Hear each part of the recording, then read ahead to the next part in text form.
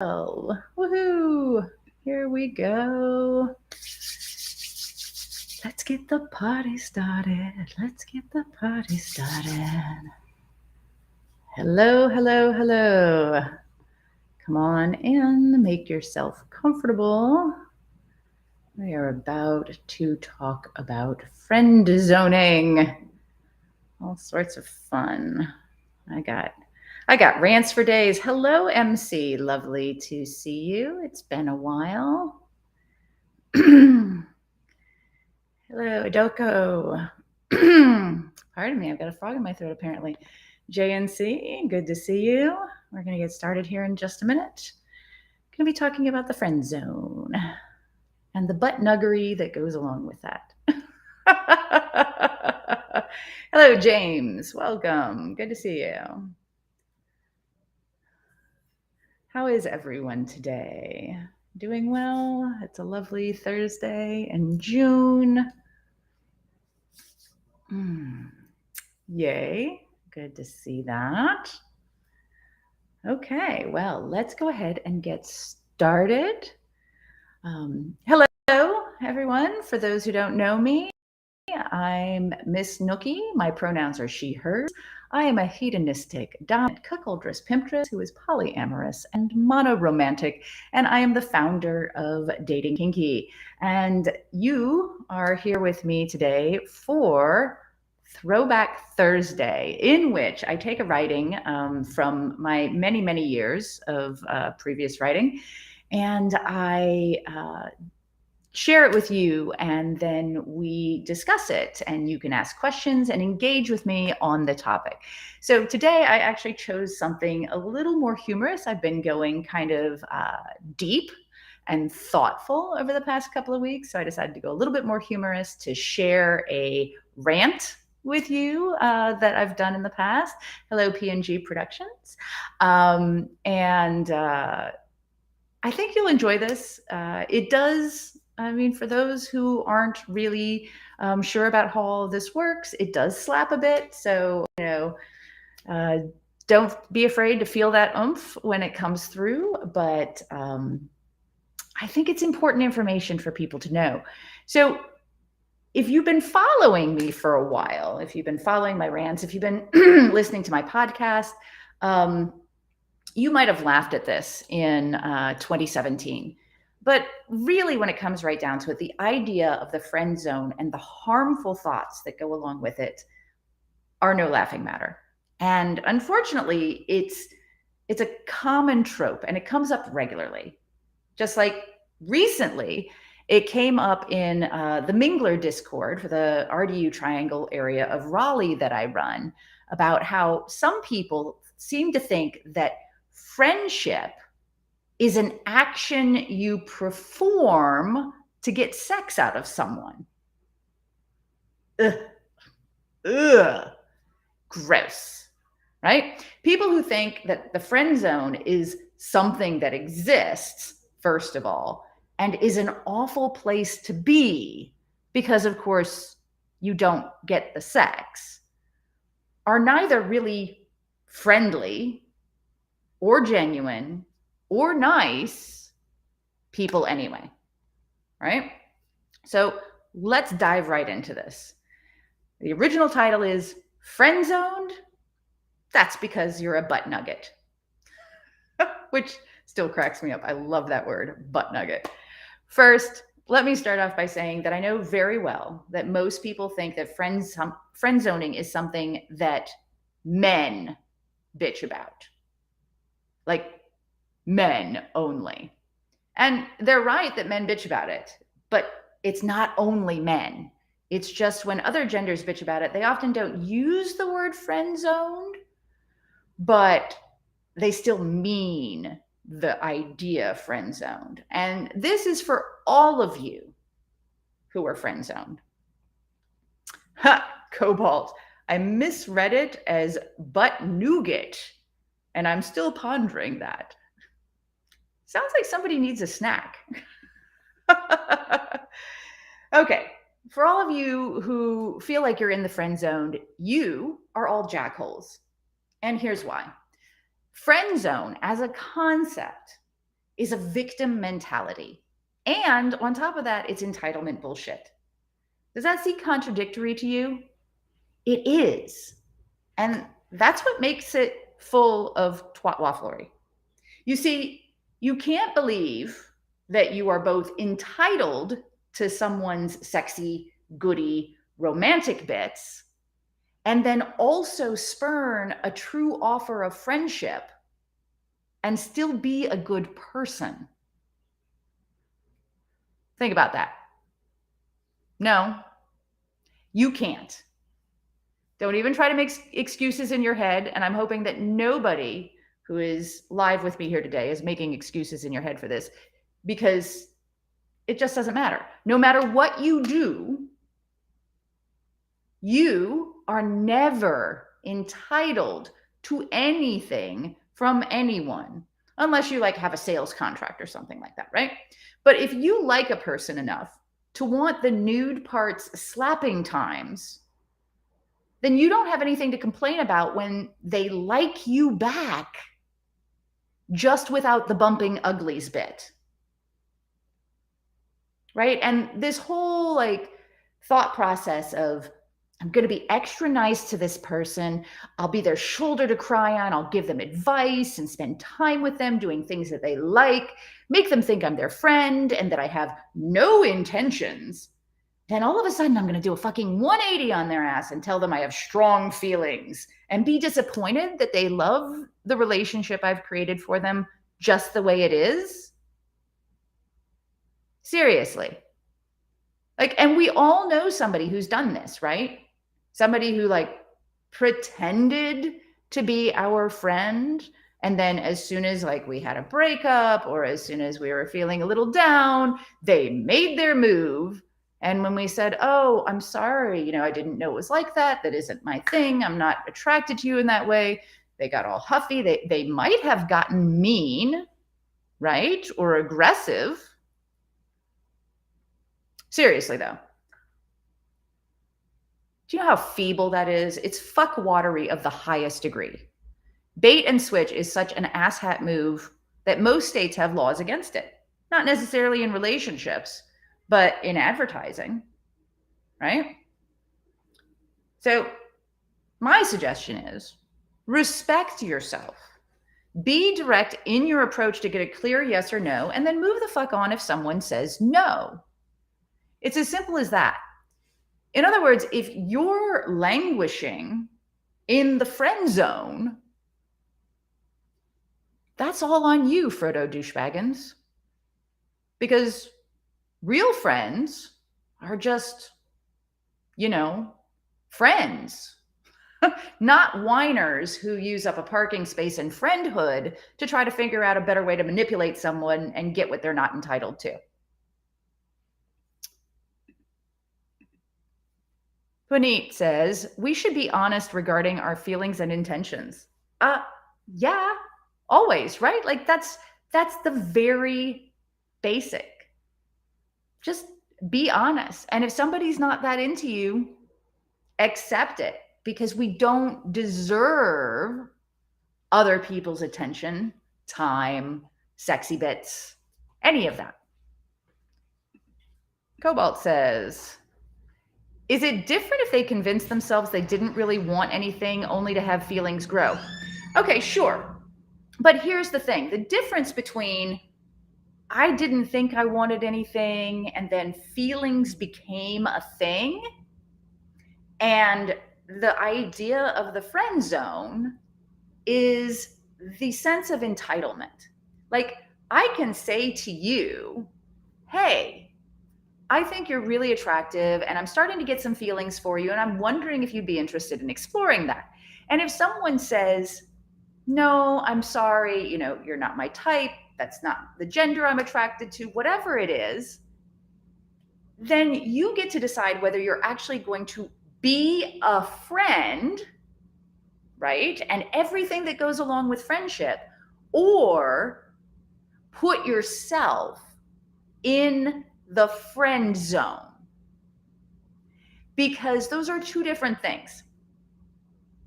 And the friend zone is not real friendship.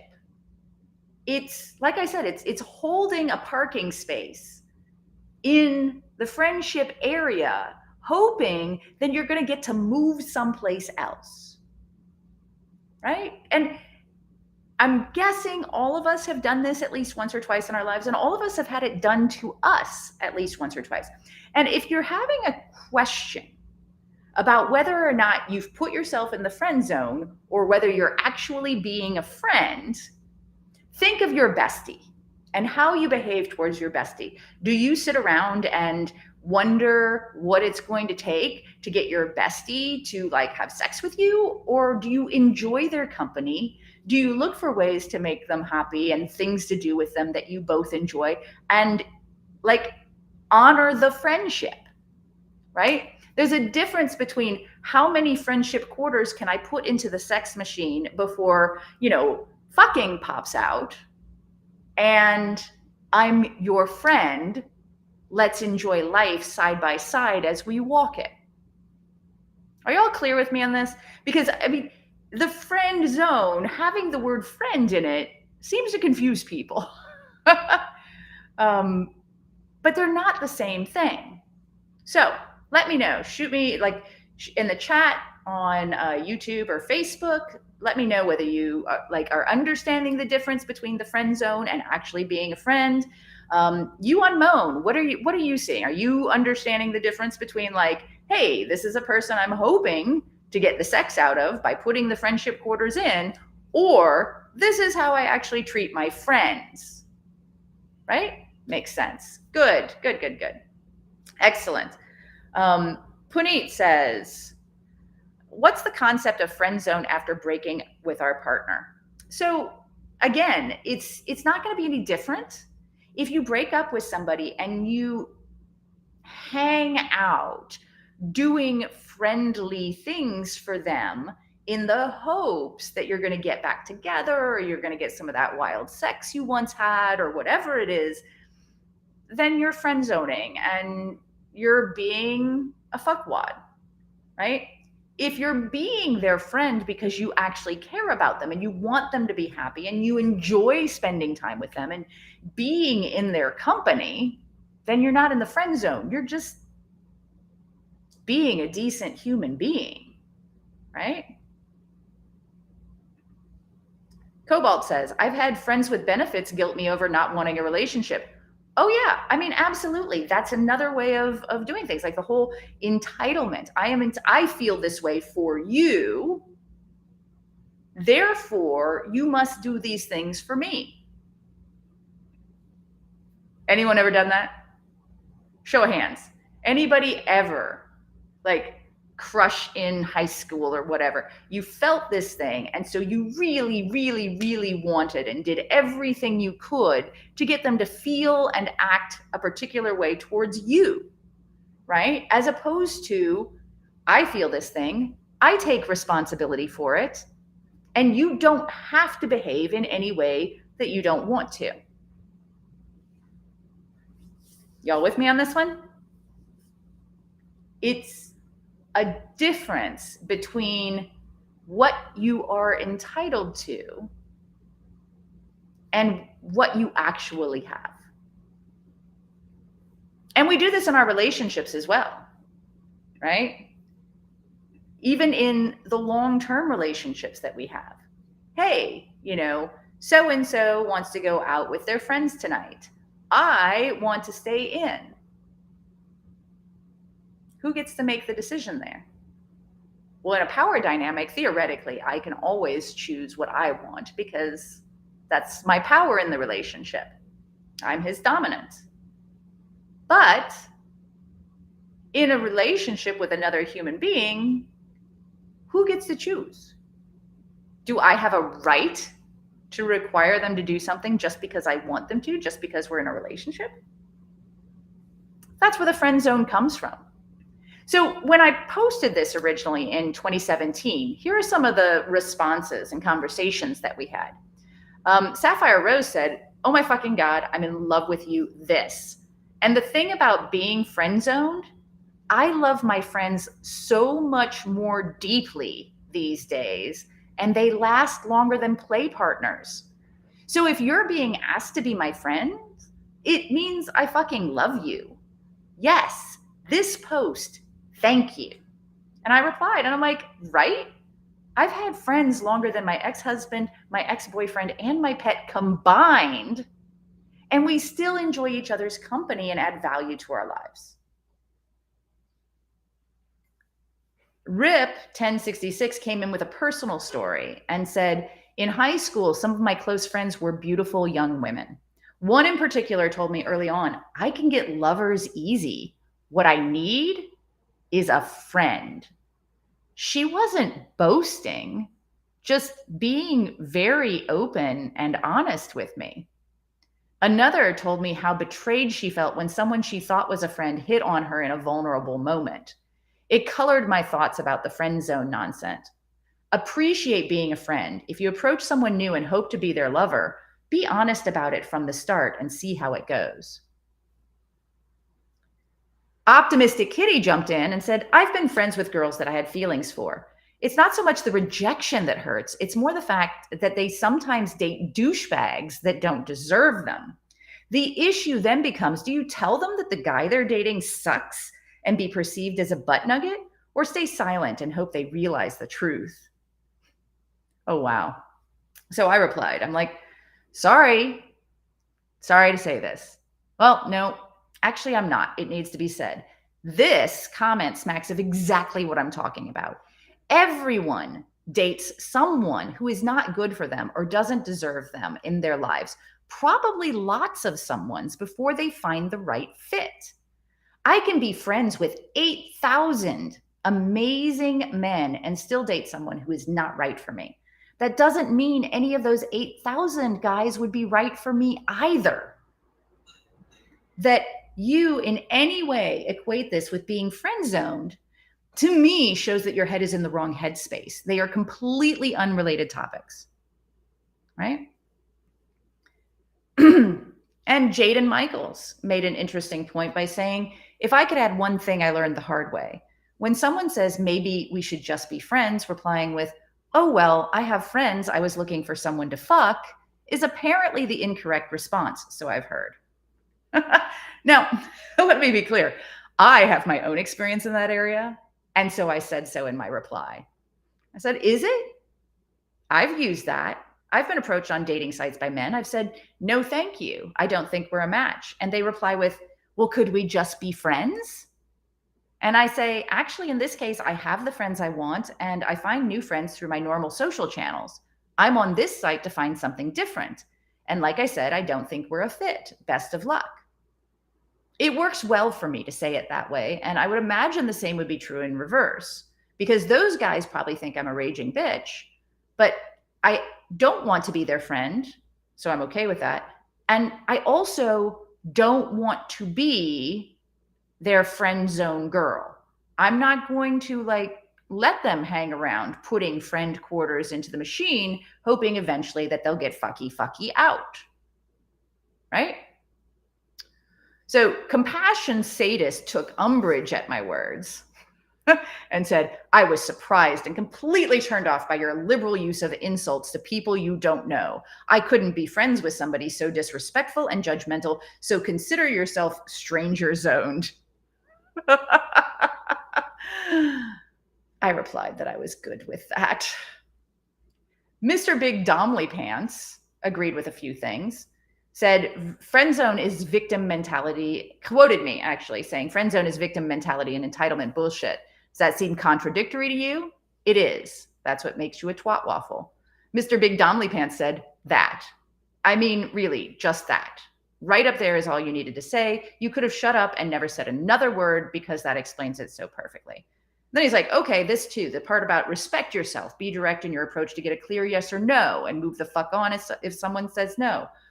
Oh, and this other part, because real friends are just, friends, not whiners who use up a parking space in friendhood to try to figure out a better way to manipulate someone and get what they're not entitled to. He said, and especially that. And then Matthew the Red came in with a good point. He said, I'm reminded of a status I saw that compared vanilla friends and kinky friends. In the kinky friend zone, you still get laid, which is often, but not always true, right? Some of our friends, they might be fun to play with. Some of them we're never going to play with. And that's okay. We all have a right to bodily autonomy, right? So, what are your thoughts on the friend zone? Have you ever wanted more than friendship with someone who is just not interested? Because, I mean, it kind of stings, right? Hey, Cosmopolite, how you doing? Good. How are you? I am fantastic. So your story about how you would respond to people on like dating apps definitely resonates with me. And some people would get very upset in response, and also call me. Sorry, sirens. They'll go away in a minute. Yeah. So I have been called, like rude and probably other names that I can't think of, or things like that, where I'm just very like upfront about, what I'm looking for and what I'm not looking for. Yeah, I mean, it seems as soon as you set your boundaries and you say, well, I'm not really here, looking to add friends to my collection, that's when they start pulling out like the slut shaming. Right. So I think that like it's okay to have it's okay to be like upset in response, because sometimes people are upset because it's not something that they wanted to hear. But I think what matters more is being. I'm just like, more sirens. Okay. That is the nature of live, right? I know. I'm like, let me just go inside. Yeah, that's the downside. Let me just go inside here. Silence. So I was going to say I think the other thing though to consider is a lot of people are uncomfortable, I think, stating what they want or what they're looking for up front, and are upset receiving that because they're not used to receiving that. Oh, absolutely. I would definitely agree with that. I mean, so one of the things that I've found is most threatening to a lot of humans out there is boundaries, right? As soon as you can say, this is what I want, this is what I don't want, then I've found that that's when I start getting the most pushback from other people is, and especially if what I don't want is them. Right? Which, and Robin makes a good point. Robin says, I liked a girl that we see often at Munches, but it turns out she's straight. It sucked in the moment, but I'm just happy we're friends. Absolutely. I mean, that's the thing. To me, it doesn't matter, sexual orientation. It doesn't matter, because I mean, there's a lot of people out there that I'm attracted to and a lot of people out there that I'm not attracted to. And whether it's my, orientation or not, the key is, do I want to pursue something with this person? And if the answer is no, then it's a very simple withdrawal of consent. I think there's also like a difference. So like, for example, there's been like a situation where in one case, like I told someone that I was like attracted to them and they just wanted to be friends. And I was like, okay, but they found it still threatening that I was honest about my feelings. And that's definitely going to happen. Right. So, but I think that it's better to be honest about like, where you are than just to pretend like a lot of people would just sweep that shit under the rug. I think that that's true. I mean, if you say something, like I can say to somebody, hey, I find you really attractive and I'd love to pursue this if you're open to it. That might scare them off if they have no attraction to me. But at the same time, I don't feel it's appropriate to hide what I'm thinking and feeling about people, because I find that personally dishonest. Right. Especially if I'm attempting to create or maintain what I consider to be an actual friendship. Right. So if I were being dishonest about that and I thought, "Ooh, I'm not going to tell them because then they might go away," then I'm thinking that they're not actually my friend, right? Because I can't be honest with them. I can't like share things with them. And I'm also then using my truth to manipulate the situation. Exactly. And that's no good. So Jay says, I like making friends to play with. If we have mutual hobbies and interests, it's even better. So let me be clear, Jay. I love making friends. I make a lot of friends. I make new friends um, often, every week, every day, whatever. Not all of them stick around because we sort ourselves out, we figure it out, whatever. And yeah, and I'm often out there, looking for new play partners. And then when I make a play partner, I then often hope that they stick around long enough to become a friend. And I see on Moan that cuckoldress Scarlett is in the room. And she and I have talked about this quite a bit. As cuckoldresses, we love to connect with our bull friends over more than just bumping uglies. We like to keep them around and get to know them and create longer lasting friendships and depth with them, because it's more fun playing with humans than with, as some people have said, like stunt cocks, or with just like a set of goodie bits. For me, though, the key is that when I'm on sites looking for something very specific, if I'm on a dating site, for example, I'm not on a dating site to bring people into my life who are obviously attracted to me and hoping to stick around long enough that they might get a pity fuck out of the sex machine. Right. And if I say to somebody, look, I just don't think we're a match, then I would expect the next, sentence out of their mouth to be something like, okay, thank you so much. Um, I appreciate you being honest with me. Best of luck in everything that you search for. Right. Like, not, well, okay, let's see. If you won't fuck me, will you be friends? Because then maybe we can kind of make this happen. And Cobalt says, I lived with a woman once who, after we started dating and she had me move in, said, you'd be perfect if only you were a guy. I feel like she wasn't a real friend. So that's a tough one. I would say that if you feel like that wasn't a very friendly thing to do, then you are absolutely valid. And I do feel like, she was looking at maybe the wrong aspects of friendship. If like, you'd be perfect if only you were the gender that I might want to bone. Like, I probably wouldn't feel super comfortable around that either, but then I would have to take it in context of the entire relationship as well. Because I do know that I have friends who really, really enjoy my company. And if I were the right gender, the right sexual orientation, they would definitely be in like Flynn. It doesn't mean they're not true friends, but I take all of that in context with the relationship that we have. Right. So that, I think that makes a huge difference.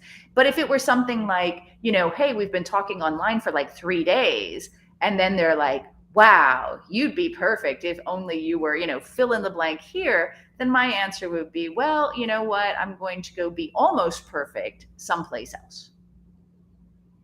And Jay says, I think that some people misunderstand the difference between fuck buddy and friends with benefits. That's a huge one. And I actually, I talked about that several months ago. Oh gosh, maybe last year. Time, it's so strange these days, isn't it? Anyway, so for me, and I will be clear here that this is not the be all end all, but for me, A fuck buddy is sort of like a booty call, right?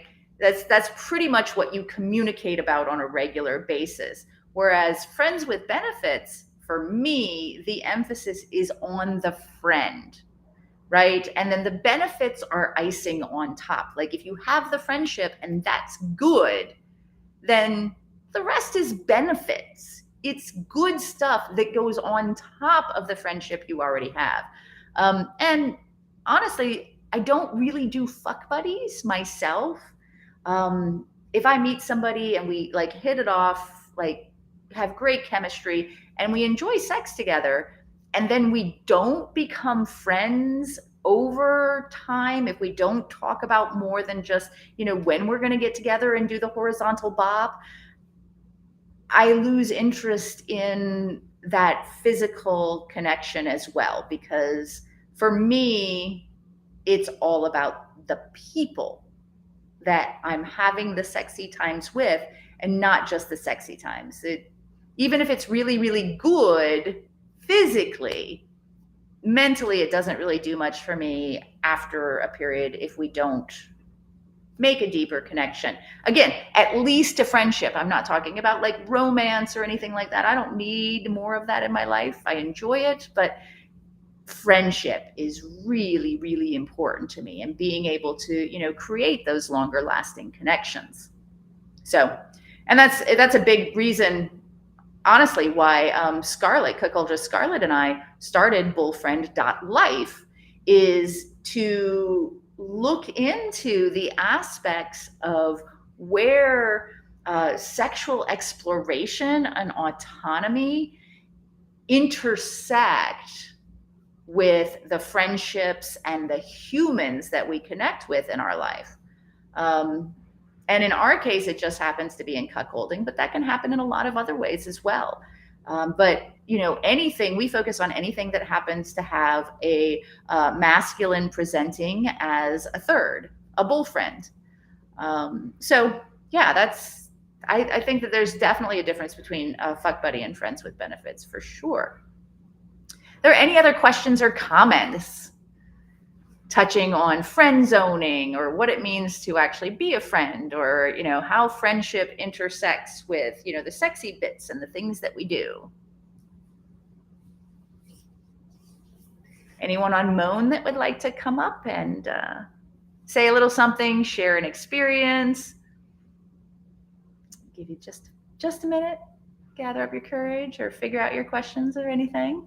And if not, then I will be happy to sign off. Say, have an amazing day. Thank you for joining me. Once again, for those of you who don't know me, I am Miss Nookie. I am hedonistic, dominant, cuckoldress, pimptress who is polyamorous and monoromantic. My pronouns are she, hers. And I am the founder of datingkinky.com, an educational and connective kinky dating site. And I would love for you to join me over there, or join Cuckoldress Scarlett and I at bullfriend.life if that's more your thing. And have an amazing kinky day. And if you are on YouTube, please go ahead and hit subscribe. I go live once a week, and I have regular videos going up talking about all sorts of topics. And those of you on Moan, don't hesitate to follow me. Anyone can reach out to me at Dating Kinky. If you go to the contact page, you can send me a message directly. You can find me on FetLife as Nookie Notes, NOOKIENOTES. And if you're on Moan, feel free to shoot me a message right over there. So thank you so much to every single one of you for joining me. Oh, and then next week, what am I doing next week? I know I've got it in here. Next week, I am talking about... Oh, it is not in my messages here. But I will tell you this. I do know I'm going live next week, but it will not be at 1 p.m. I'm going to have to change. Tit for tat is not a safe, sane, or healthy relationship. Thank you, Cobalt. Tit for tat in relationships. I do know I'm not going to be able to go live at 1. I'm probably going to have to move that to like 10:30 or 11 in the morning, because apparently I have a medical thing at 1 o'clock and I have to go in and get looked at. So I will change the schedule here on YouTube and Facebook, and I will recreate it on Moan here in the next day or so. And thank you all very much for joining me. Have a wonderful kinky day.